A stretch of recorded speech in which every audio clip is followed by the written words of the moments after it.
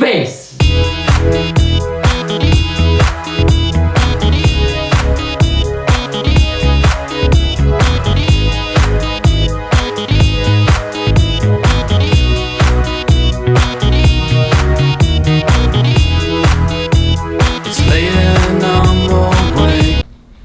Hey, Vsauce, Michael here. Just kidding, it's your boy Jelly with another book review on DeGrass Tyson's Astrophysics for People in a Hurry. So my book is on astrophysics, and the base plot is how space started. And it started, of course, because of the Big Bang Theory. Big Bang, sorry, not the show that's ending in 2 seasons. And so it also explains some other stuff like antimatter, matter, dark matter, everything, and other stuff that the Big Bang brought into today and how it will affect the future.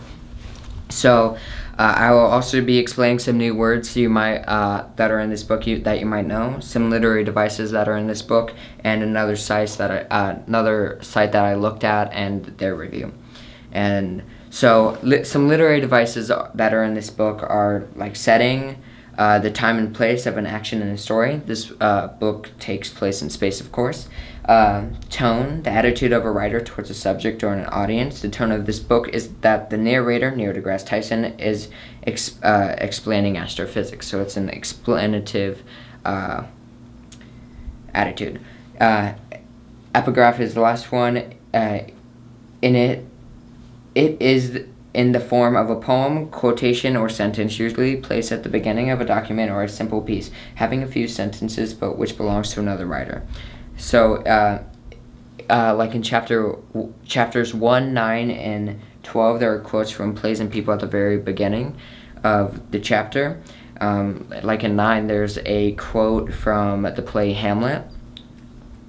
So some interesting words in this book are quantum, a discrete quantity of energy proportional in magnitude to the frequency of the radiation it represents. Another way you can use this word is a required or allowed amount. An example in this book is in the 1920s, quantum mechanics would be discovered, providing our modern account for all that is small molecules, atoms, and subatomic particles. That's on page 18. Another one is leptons, subatomic particles such as electron, muon, or neutrino that does not take part in the strong interaction. Example in this book is the leptons most familiar to the non-physics are the electron and perhaps the neutrino. And the most familiar quark there are no familiar quarks. That's on page 21. The book source I reviewed was by Kirkus.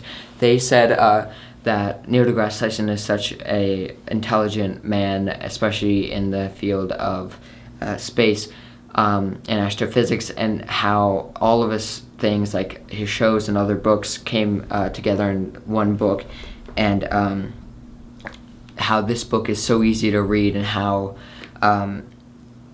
anyone can read it because it's not like you have to look up every sentence. And my review is like the same. I think anyone could read it. It was not too hard for me to read this book, and I understood a lot more about space at the end of this book. And I think this book you should definitely read. It's a good read because it's very informative. It's not too hard to read, and you won't get confused every other sentence. So yeah, I have to go now. My planet needs me. Bye bye.